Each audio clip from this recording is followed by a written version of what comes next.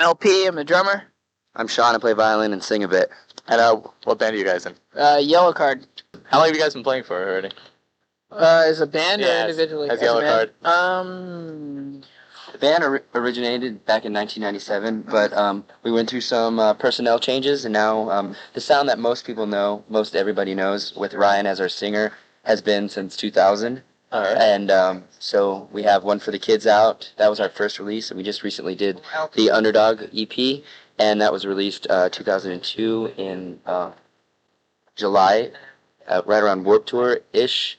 So, and that's pretty much who we are. Nice. 2 years. And for those big fans out there right now, is there any other unreleased Yellowcard stuff they could find? Or? We have 2 independent releases before Ryan was a singer. There were like more heavy punk rock stuff, more youthful high school days or whatever. But they're out of print, and we only did 1,000 each. And recording quality is pretty poor, pretty young. Like, you know, we're just immature musicians. But it's out there. I mean, if you're interested, I mean, you could try and find it. But I don't even own a copy. It's not even that good. But we were just having fun when we were younger. I mean, any other bands did you guys play in before Yellowcard? I played in my father's band since I was 5. Really? Yeah. What kind of band was it? It's like a jazz, fusion, funk, and blues band. That's awesome. What about you? I've just been a band dork since I was 5 years old. I've always played in school orchestra and stuff. So Really? yeah, nothing fancy. I'm a violin player. So Yellowcard's my first rock and roll endeavor. I mean, everything's always about the violin. How did you incorporate this into the band? When did it start? It started from the beginning, really. Yellowcard formed as like a group of friends that started a band, and I was just a fan of punk rock. We all hung out together, you know, like partied and listened to rock, you know, like punk at like our parties and stuff. And one night, they were Ben, our guitar player, our lead guitar player. He started a punk band, but he and I were in like this folky like coffee house. We like wrote our own classical music or whatever with another gentleman, and he asked me to play a song with the band. And it kind of went over well. Kids were just like, "Oh, that's really neat. It's different, you know." Like in the beginning, we kind of got mixed emotions, but I mean, just the fact that I was good friends with him, and I never really went away, and I was learning guitar parts and all this other stuff on the violin, just made it more interesting. And I just kind of never went away, and more or less evolved into the band. Nice. So when you guys, I guess, did you play like in your high school a lot, maybe, like talent shows or whatever? We actually went to art school, and every now and then they would let like I think once a year they had like a battle of the bands or whatever. But most of our school, like at school, was more like Ben was a classical guitar player, so he'd play with his guitar class. I'd play with the orchestra. LP would play with the orchestra or the jazz band or whatever. And Ryan was an actor, as a matter of fact, in high school. Wow. So he got vocal training through musical theater or whatever. But I mean, he was always in bands, and like we always played gigs when we were little. But most of Yellowcard's history came from when we moved out to California.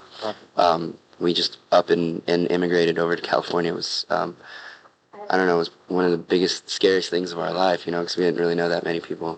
Yeah, so I mean, you guys like all different bands, obviously. Would you, would you hope one day you'll get to tour with different types of bands besides pop punk and?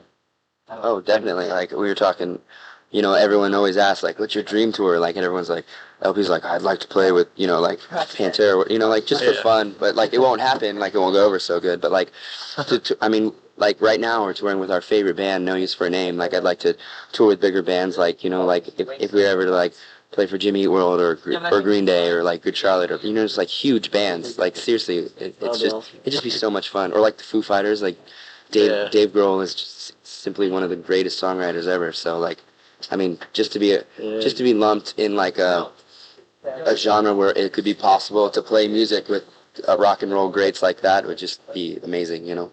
Very nice. Do you have another question? I have to say one thing just because I found you guys. Do you need like Silverchair in the band? Because like, you're familiar with the work. I think Ryan's listened to it a little bit. I bought the CD back in the day, but not familiar with their stuff recently. They're like my all-time favorite band, and like someone told me, they have a lot of violins in their stuff, and someone told me like, well, this band Yellowcard from California has violins, so. And they just had their CD in Georgia. I never even heard of you guys, and I bought it, and they liked it. So. And how did you guys get discovered? How did this all begin? Actually, it all begun like we had a break. Our old bass player, he knew somebody from Lobster Records, or his brother knew, you know, Lobster Records or whatever. And once we did a little demo, and they offered us to do, 3 records for them, just a little independent deal or whatever. So we did a record with them, and then we just started touring.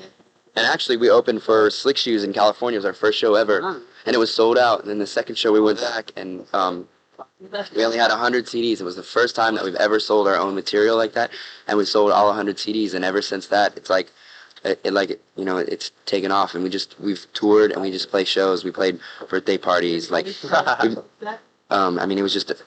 was just hard work, we just wanted to play for everybody. It didn't matter if there was 5 or 100 or 1,000 kids there. We wanted them to hear what we sounded like, because we wanted, we want a chance, and like the more people hear us, like, I think the better our chances are. Where do you think that these people heard of you from? I mean, do you think it's from playing shows a lot, or from other bands talking about you? Do you actually know how all these people keep hearing about Yellowcard?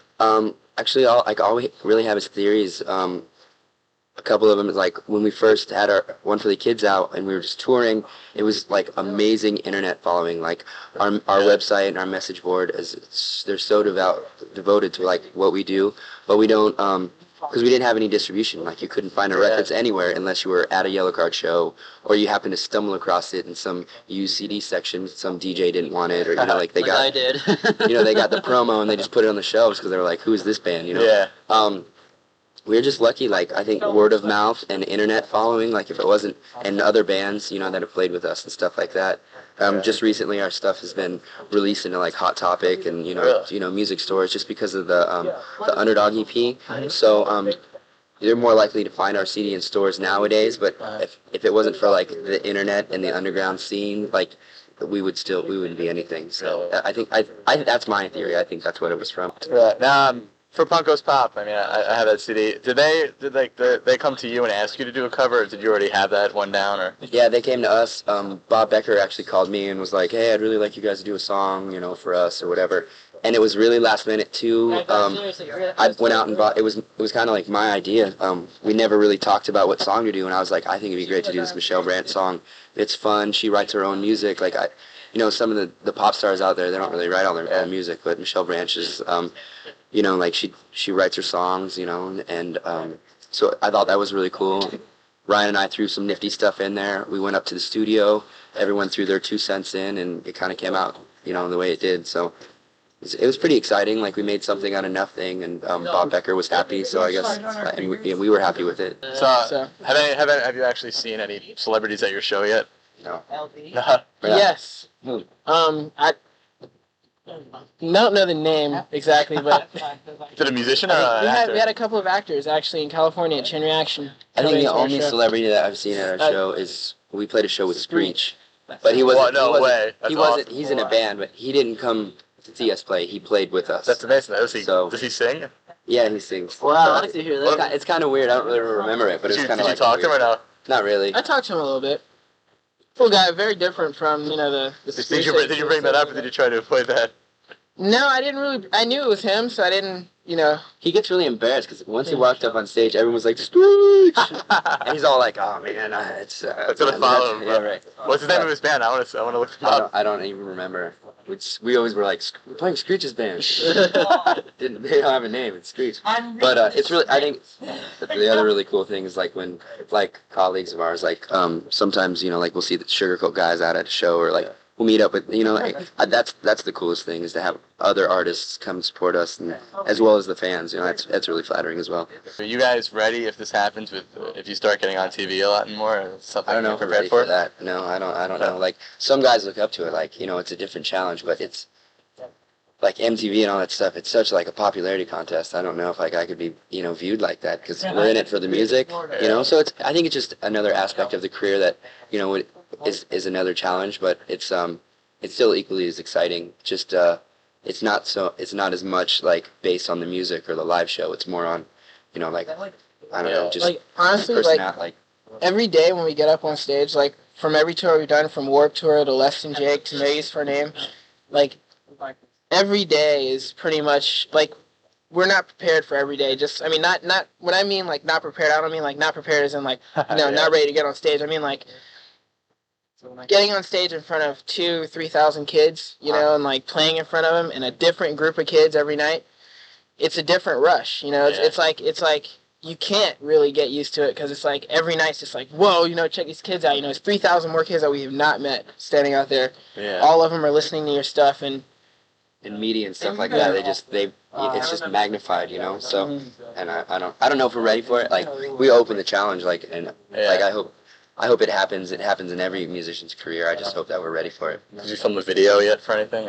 I think we're gonna do a new record upcoming like January or whatever. Oh, really? And I think Capitol's gonna put a video out for us, but I don't know what song it's gonna be for. I don't know what we're gonna do. So much of the album be out by, you think? We're hoping for summer. That's what we're aiming for. We want a new album out for Warped Tour. We want. Are you gonna return back to Warped? I hope so. Those are like our 6-month goals. Is like to have the record out to be on Warped Tour. Do the whole Warped Tour, right? I hope so. If they didn't want us on the whole Warped Tour, which it wasn't our fault, but we would have loved to do it. But hopefully next year that we can be lucky enough to be with the great bands that were on the Warped Tour. Like Alkaline Trio, NoFX, Lagwagon, Good Charlotte, the Drive-Thru bands.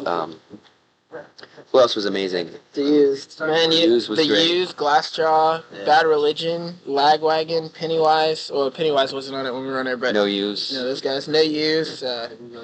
So many bands. MXPX. I've never seen them Flogging play Molly. before. I mean, Flogging Molly was great. so many bands. I mean, Just every day was to like be associated with all those. It was just great. it's like a punk rock reunion. That's what it was. Did No Use find you guys for this tour? Or at Warped Tour, Yeah. did they meet you there? Or? Yeah, a friend of mine that used to work for Dynamite Boy now does No Use for Names merchandise, and he told Tony he really likes our band. He's a really good friend of mine. He was like, "Hey Tony, you should come check him out." And it was in like Kansas City. It was really hot. It was like 100 degrees. It was like a dust bomb. It was like it was all gravel and like dust was everywhere. And I was jumping up and down. And I look over and I said to Ryan in the middle of a song, I was like, "That guy looks like Tony Sly." And Ryan goes, "Don't stop moving. That is Tony Sly." So. We were just like we get off stage and I was just like, oh my gosh, like totally just starstruck. So we were really lucky. Like our friend hooked us up, and then I guess Tony came out a couple more times and he said he liked us. He was like, "I really want to do a tour with you guys. We're gonna go out in the fall. Will you come with us?" And like you can't say no to your idol. Yeah, that's awesome. So I guess some of your dreams are coming true already. Yeah, it's every day is like it's like the next step up in our career, we played Warped Tour, that was amazing. Now we're on tour with No Use for a Name, and then we're gonna do hopefully gonna do an amazing record. Like everything just keeps getting better. Nice. So I'm gonna end it there. That's a good way to end it. Do you think? Yeah. Do you have any last comments, any advice for future people that want to be in bands? Is this for Washington? This is for college radio. It's all over the internet. So people hear it in any state. Well, what was the question? Inspiring, kids that are starting to learn their instruments that want to, want to get to where you are. Keep practicing. Don't ever quit. And through tough times and good times, just roll right through it. And if you're starting out in a band, just play for anyone, anywhere, for no money, for whatever you can do. Just work as hard as you can. And for our loyal fans and kids that have never heard us before, we just want to thank you for giving us opportunity, just putting us in your CD players.